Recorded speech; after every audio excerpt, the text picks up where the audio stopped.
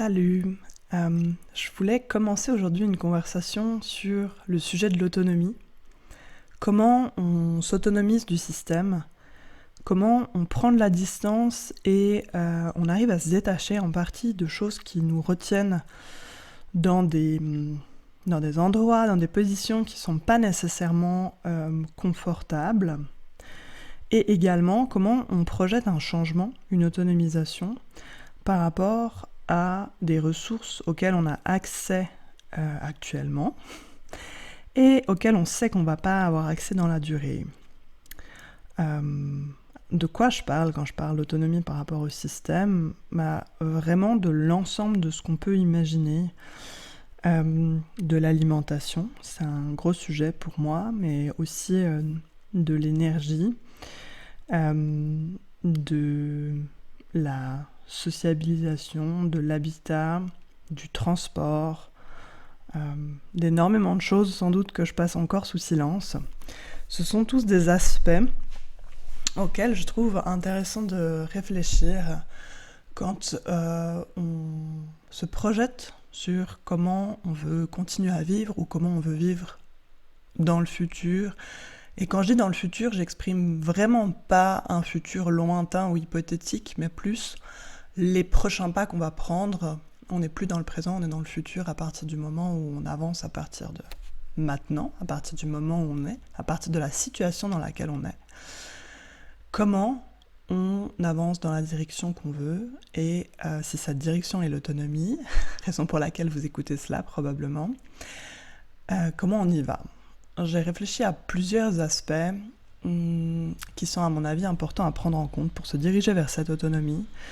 Et en fait, c'est des aspects qui peuvent être complémentaires si on souhaite y aller par plusieurs biais, mais qui sont et qui restent indépendants. Et je vais vous partager 5 idées, 5 étapes par lesquelles je pense qu'on peut passer pour aller vers plus d'autonomie sur soit tous les sujets, soit un sujet sur lequel on a besoin de trouver cette forme de confort, je dirais, d'amplitude par rapport à nos choix et par rapport au système.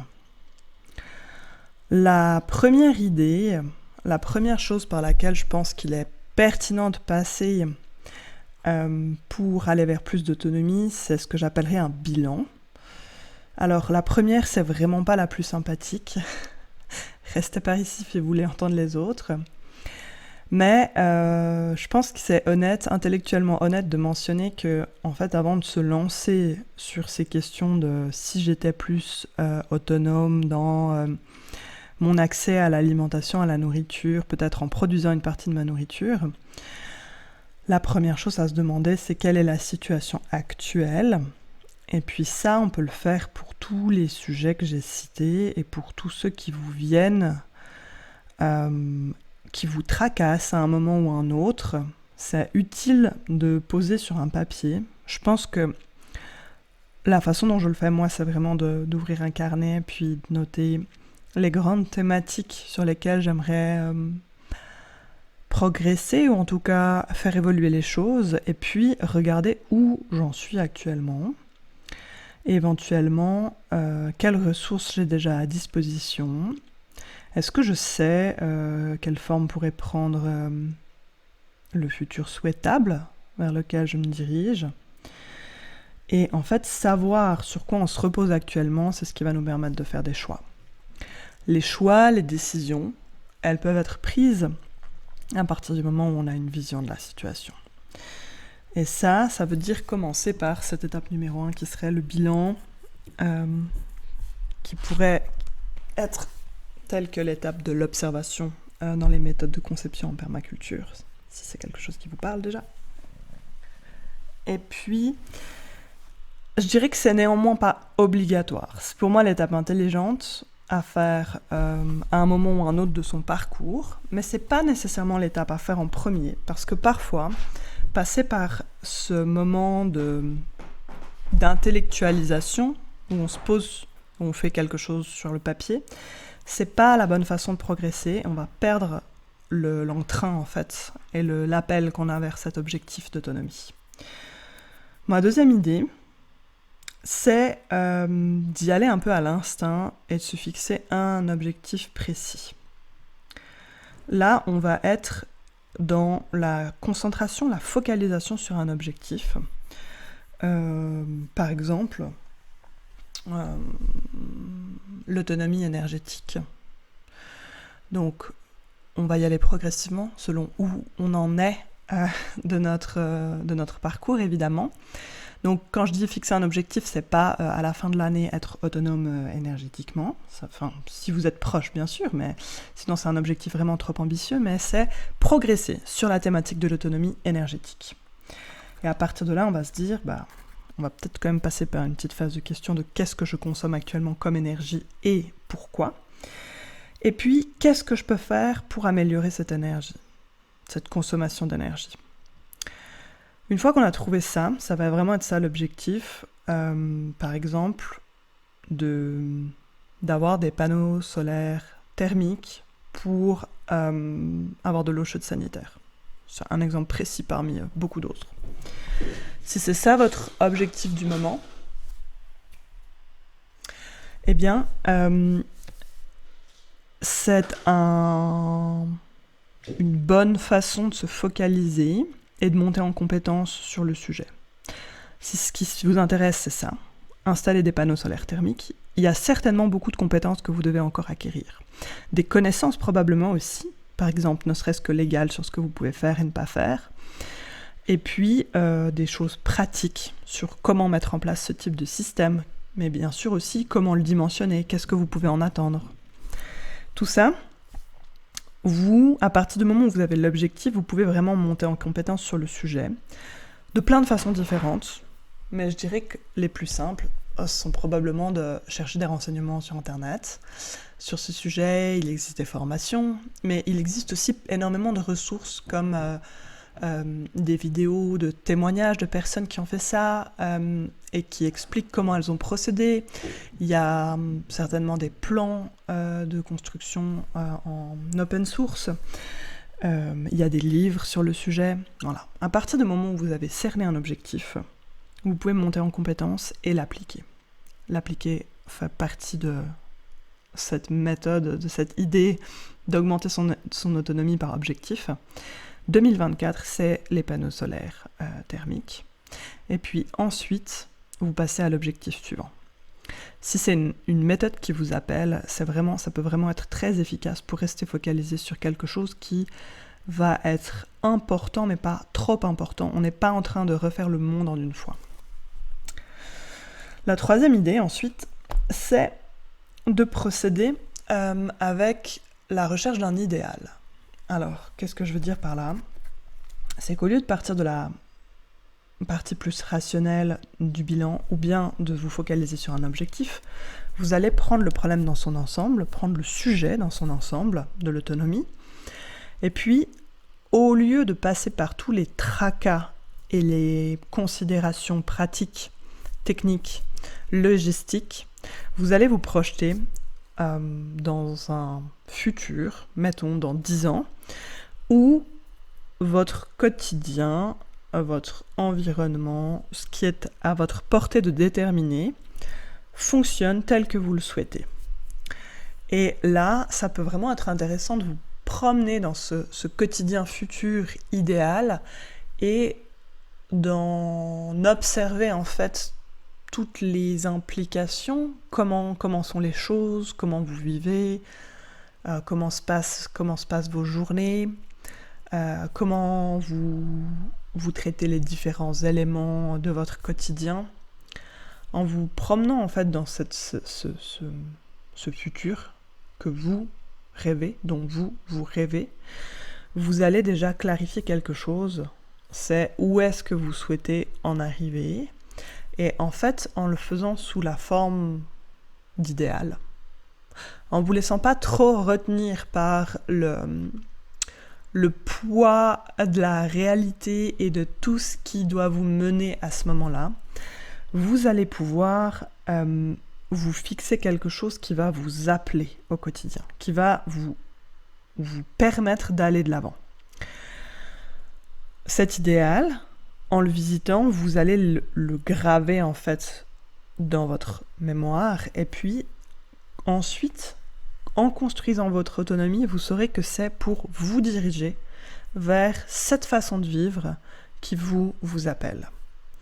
Et je pense que ça, c'est aussi quelque chose qui peut être assez puissant si ça vous correspond. C'est encore une autre approche, bien sûr, de d'abord élaborer mentalement, puis ensuite mettre en place les choses pour rejoindre cet idéal, pour construire votre rêve. Ensuite, on a une quatrième idée qui, je pense, est vraiment importante, mais qui est encore une fois une autre approche, une autre façon de penser. Tout cela peut être combiné, mais il y en a sans doute une ou une autre qui va vous appeler plus dans ces 5 idées que je vous partage. Ma quatrième idée, c'est de se mettre en lien avec d'autres humains. Alors, vous allez me dire que vous êtes certainement déjà en lien avec d'autres humains, je n'en doute pas, mais trouvez des personnes qui vous entraînent vers cette autonomie que vous souhaitez. Qu'est-ce que ça veut dire ? Ça veut dire peut-être voir avec vos proches, avec les personnes que vous fréquentez déjà actuellement, où elles en sont dans ce chemin. Est-ce que c'est aussi quelque chose qui les appelle et qu'elles peuvent vous aider à construire ? En sachant qu'à tout moment, on ne cherche pas à être d'accord et à être au même niveau d'implication que tout le monde. Il y a des disparités qui sont là aussi pour faire fonctionner notre cellule sociale. Ça, c'est pas du tout un problème. La question, c'est est-ce que l'élan est le même, est-ce que la direction est la même, et où est-ce qu'il y a des différences de direction qui vont être contradictoires. Voir avec vos proches ça, et puis également trouver des personnes, d'autres personnes en dehors de vos cercles actuels, qui vont avoir ce même élan que vous et qui peuvent vous aider. Alors, ça peut prendre plein de formes. Ça peut être vous aider physiquement, ça peut être un groupe d'entraide et d'échange, où vous allez travailler les uns chez les autres alternativement au cours de l'année pour vous aider à avancer sur les espaces, les travaux qui demandent de la présence physique, qui demandent de la main-d'œuvre, du travail.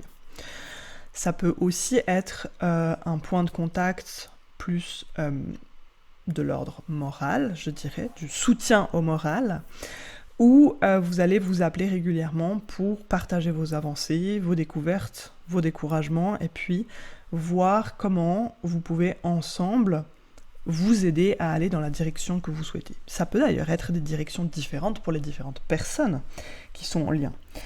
Et quand je parle d'un groupe, c'est pas nécessairement 25 personnes, ça peut aussi être 3-4 humains qui partagent une partie de votre vision et qui sont prêtes et prêts à partager du temps pour créer un peu un momentum et un mouvement comme ça, dans la direction que vous souhaitez atteindre, individuellement ou ensemble. Ça, c'était pour mon 4e point. Et puis, ma 5e idée de comment se diriger dès maintenant vers plus d'autonomie, c'est de trouver un guide. Alors, ça peut paraître un petit peu étrange, mais il y a des personnes, des modèles, des exemples qui peuvent vous guider en fait vers ce que vous souhaitez réaliser. Ça, vous pouvez en trouver dans votre région. Il y a certainement des personnes qui fonctionnent comme vous rêvez de le faire. Ça peut aussi être à une autre échelle. Ça peut être des modèles connus internationalement. Je vais citer quand même parce que je pense que tout le monde y pense. La ferme du Bec et Loin, qui est un modèle pour énormément de personnes, de micro-fermes, etc., sur la question de, par exemple, la culture associée. Et en fait, en ayant un modèle, surtout si c'est un modèle qui se documente, un modèle que vous pouvez suivre, par exemple, sur les réseaux sociaux ou à travers des livres qui sont publiés, ou bien qui offrent des stages, des cours, des espaces de partage, ça va vraiment vous aider à progresser en profondeur. Pourquoi ? Parce que avoir quelqu'un qui suit le même chemin mais qui est plus avancé, pas dans le sens qui est déjà plus loin ou qui est meilleur, mais tout simplement qui a parcouru une partie du chemin que vous envisagez de parcourir, même s'il peut y avoir des disparités sur, comme je vous l'ai dit, l'autonomie, ça touche énormément de sphères, donc il peut y avoir d'énormes disparités entre ces sphères. Trouver un exemple, un guide, c'est une très bonne façon de progresser. Vous n'allez pas chercher à l'imiter. Vous n'allez pas chercher à reproduire le même modèle, mais vous allez chercher à vous inspirer, à trouver ce que fait cette personne qui vous parle, trouver ce que fait ce groupe de personnes, ce lieu, qui vous amène dans la dimension suivante. Là, on touche à la fois au lien, à l'idéal, voire à l'objectif spécifique. Et à travers ce guide, vous pouvez vraiment vous entraîner, vous laisser entraîner vers ce futur souhaitable, même si votre idéal à vous, il est différent, plus nuancé, il a des différences notables avec ce que le groupe ou la personne qui vous guide met en place. Ça, c'est absolument pas un problème. Je dirais que c'est même assez intéressant de ne pas s'assimiler à l'exemple qu'on observe, parce que ça peut vraiment poser des questions ensuite de à quel point on se sent à l'aise si on essaye vraiment de devenir comme les personnes qu'on observe. Ça peut créer d'énormes déceptions en fait, parce qu'à partir du moment où on a l'impression que la personne pense vraiment comme nous et qu'elle fait tout ce que nous on doit faire, dès qu'il y aura une divergence d'opinion, de comportement, de choix, il va y avoir une déception énorme. Mais je vais laisser ça de côté pour une prochaine discussion sur le sujet. Et n'hésitez pas à me dire si l'une de ces idées vous parle plus qu'une autre. Je vais vous les récapituler. La première idée, c'est de faire un bilan tout à fait sérieux de où vous en êtes de votre autonomie et qu'est-ce que vous avez comme ressources à disposition. La deuxième idée, c'est de vous fixer un objectif atteignable et de monter en compétence et de vous diriger vers cet objectif dans un laps de temps court et défini. La troisième idée, c'est de rêver à votre idéal et de vous imprégner de, entre guillemets, l'état final, même si on sait que rien n'est statique, vers lequel vous souhaitez vous diriger pour ensuite mettre en place les jalons qui vous permettent d'aller vers cet idéal. La quatrième idée, c'est de vous mettre en lien, soit en entamant des discussions avec vos proches, les personnes que vous fréquentez déjà, soit en trouvant des personnes au-delà de votre cercle actuel pour avoir du soutien et une forme de réciprocité et d'engagement avec un groupe d'humains. Et la cinquième idée, c'est de trouver un ou plusieurs guides, des personnes, des groupes, des lieux qui font des choses qui vous inspirent et dont vous pouvez suivre le fonctionnement, aller le décortiquer, échanger avec pour mieux vous inspirer à avancer dans la direction de votre autonomie. N'hésitez pas à me dire ce que vous en pensez et à très bientôt.